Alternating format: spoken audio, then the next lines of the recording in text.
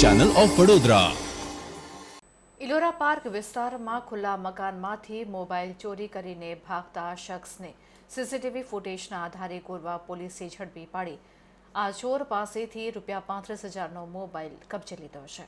ગોરવા ઇલોરા પાર્કમાં સૌજન્ય અપાર્ટમેન્ટમાં રહેતા ધાર્મિક સંદીપત વડોદરિયાએ નોંધાવેલી ફરિયાદ મુજબ 22થી 24 ફેબ્રુઆરી દરમિયાન તેમના મકાનનો દરવાજો ખુલ્લો હતો ત્યારે કોઈ શખ્સને તેમના ઘરમાં ઘૂસી આવ્યો હતો અને બેડરૂમમાં બેડ પર મૂકેલો 35,000નો મોબાઈલ લઈને તે ફરાર થઈ ગયો હતો, જેથી તેમણે ગોરવા પોલીસે ફરિયાદ નોંધાવી હતી।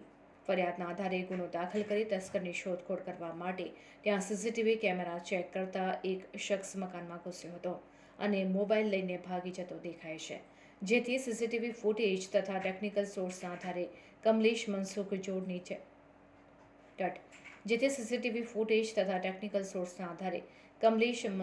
જોડની ઝડપી પાડ્યો હતો।